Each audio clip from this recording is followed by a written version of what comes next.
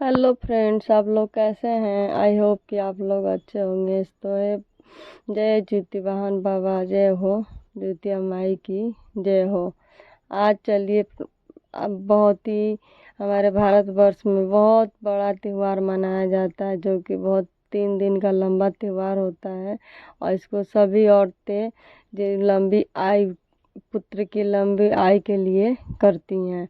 तो इस व्रत में कहानी सुनने का बड़ा ही महत्व है। कहाँ से ज्योतिवान बाबा की कहानी शुरू हुई, ये सब सुनने का बड़ा महत्व है। कोई भी औरत इस व्रत को रखे और कहानी न सुने तो उसका व्रत अधूरा माना जाता है। इसलिए आज आप लोगों के लिए इस वीडियो में हम आपको ज्योतिया का कथा सुनाएंगे, जो कि बहुत ही अच्छी कथा है। और इसको ध्यान से सुनिएगा। कथा को आधा सुन के नहीं उठना चाहिए, कथा को हमेशा पूरा सुनना चाहिए। पूरे फल पाने के लिए पूरा ही कथा सुनना चाहिए। तो चलिए, मैं आपको आज एक ज्योतिया का बहुत ही अच्छी कथा सुनाती हूँ। एक समय की बात है, गंधर्वों का एक राजकुमार थे, जो बहुत दयालु, उदार और परोपकारी थे।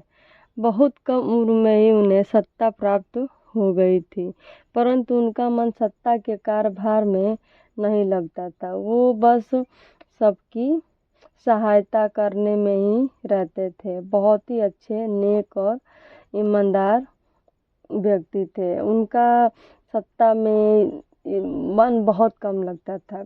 ऐसे ही चलते चलते कुछ समय बाद ही अपना राजपाट छोड़कर वन की ओर चले गए। वन में उधर जाकर देखते थे, कोई गरीब हो, कोई लाचार हो, उसकी सेवा करते थे। वहाँ अपने पिताजी की सेवा करने लगे।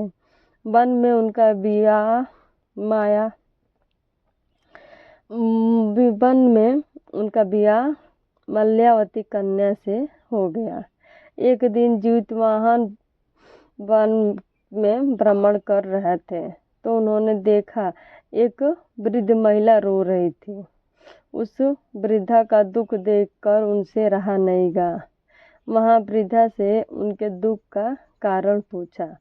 वे पूछने लगी, है माता, आप इस वन में अकेले क्यों रो रही हैं? क्या बात है, आप मुझे बताइए, क्या आपको तकलीफ है? मैं सबकी तकलीफ दूर करने की कोशिश करता हूँ। आपको क्या परेशानी है, आप मुझे बताइए। क्या पता मैं आपके किसी काम आ जाऊँ। दुख का कारण पूछा तो वह बताई कि मैं एक नागवंशी स्त्री हूँ और मेरा एक ही पुत्र है। बुढ़िया माता कह रही थी कि मैं एक नागलोक की माँ हूँ और मेरा एक ही पुत्र है। पंछीराज गरुड़ के सामने प्रतिज्ञा हुई थी कि एक जो पंछीराज गरुड़ है वह रोज आते हैं तो हमारे यहाँ से कि बहुत नुकसान करते थे। तो उनके सामने एक दिन प्रतिज्ञा हुई थी कि प्रतिदिन खाने के लिए एक नाग सौंपा जाएगा। आप ऐसे सबको परेशान नहीं करिए, आपको डेली एक एक नाग दिया जाएगा। वो गरुड़राज बहुत परेशान करते थे।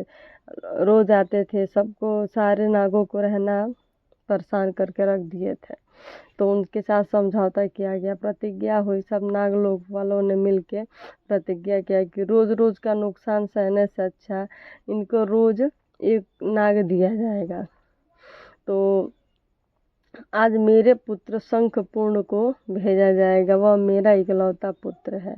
अगर मैं अपने इकलौते पुत्र की बलि दे दूं तो मैं किसके सहारे रहूंगी, मैं कैसे जीऊंगी?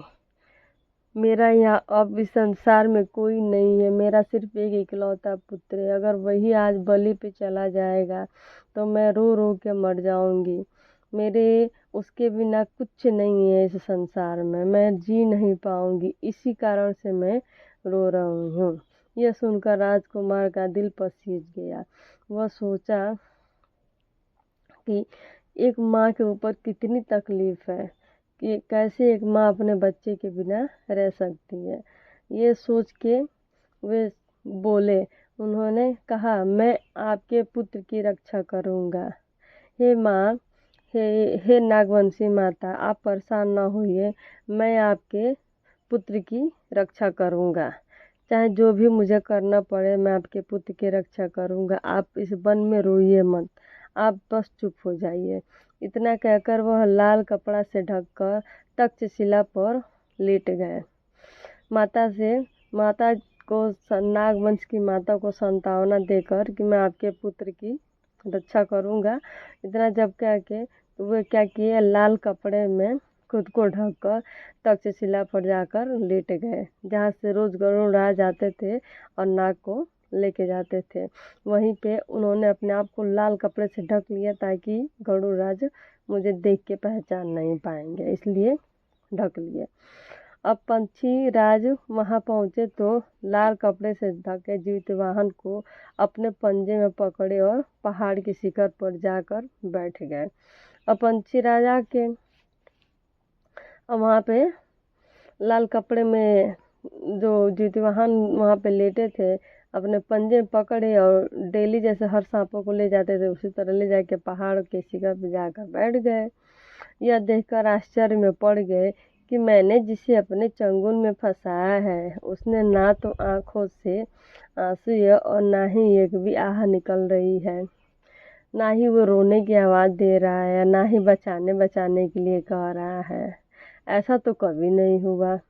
आखिरकार पक्षीराज गरुड़ ने अचंभा में आते हुए राजकुमार से उसका परिचय पूछ ही लिया।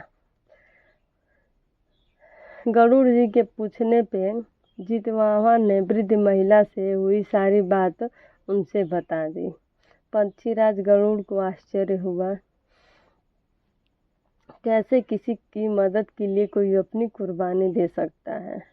पक्षीराज गरुड़ ये सोचने लगे कि किसी अनजान आदमी की मदद के लिए कोई कैसे इतना दयालु हो सकता है, अपने प्राणों की फिक्र किए बिना कैसे उसकी जगह पे खुद आके सो गया। उसको ये भी चिंता नहीं थी कि मेरे प्राण चले जाएंगे।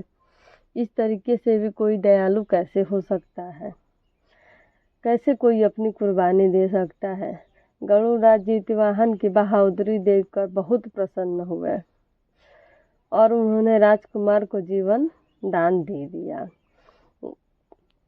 वह बोले, इतना जब तुम दूसरे के लिए अपनी जान की फिक्र नहीं किए और यहाँ पे चले आए तो हे राजकुमार, मैं आपको भी आज नहीं खाऊंगा, आपको चलिए मैं आज जीवन दान देता हूँ। और साथ ही में सांपों की बलि ना लेने के लिए भी कहा और उनकी करुणा भाव देख के उन्होंने ये संकल्प ले लिया कि आज के बाद से मैं किसी सांप की बलि नहीं लूँगा। क्योंकि जिस तरीके से आज ये माँ रो रही थी तो आप भले मानुस आके इस माँ के बच्चे की जान बचाई, उसी तरह तो हर माँ रोती होगी। तो आज से मैं ये प्रतिज्ञा लेता हूँ कि आज के बाद किसी भी नाग का बलि मैं नहीं लूँगा। इस प्रकार पुत्र की रक्षा हुई। इसी तरह करने से नागवंश की माँ के पुत्र की रक्षा हुई। माना जाता है कि तभी से पुत्र की प्राप्ति और सुखमय लंबी उम्र के लिए जीतवाहन भगवान की पूजा की जाती है। उसी दिन से, जिस दिन से इनकी नागवंश के नागों को खाने से गरुड़ देव मना किए, उसी दिन एक पुत्र की जान बची। तो उसी दिन से पुत्र की लंबी उम्र, मेरा बेटा सुखमय रहे, लंबी उम्र हो, जीवन दान मिले, हर माँ की यही चाह होती है और इसीलिए इस व्रत को किया जाता है। इतना लंबा 3 दिन का ये व्रत होता है जो कि बहुत ही कठिन होता है, लेकिन हर माँ अपने बच्चे के लिए इसको बहुत ही खुशी खुशी से रखती है। हे जीतवाहन भगवान, जिस तरीके से आपने नागवंश की माँ के पुत्र की रक्षा करी, वैसे हर माँ की पुत्र की रक्षा करिए। जो भी माँ इस व्रत को श्रद्धा पूर्वक करती है, प्रेम से करती है, उसकी बच्चे की रक्षा करते रहिए। जो भी माँ इस कथा को ध्यान से सुनती है अच्छे से, उसकी मेरी आपसे पूजा है कि आप हर माँ के बच्चे की लंबी उम्र की दान दीजिए। जो बोलिए प्रेम से जीतवाहन भगवान की जय, ज्योतिया माई की जय। तो चलिए दोस्त लोग, तो इस बहन लोग, आज हम अपनी कथा को यहीं समाप्त करते हैं।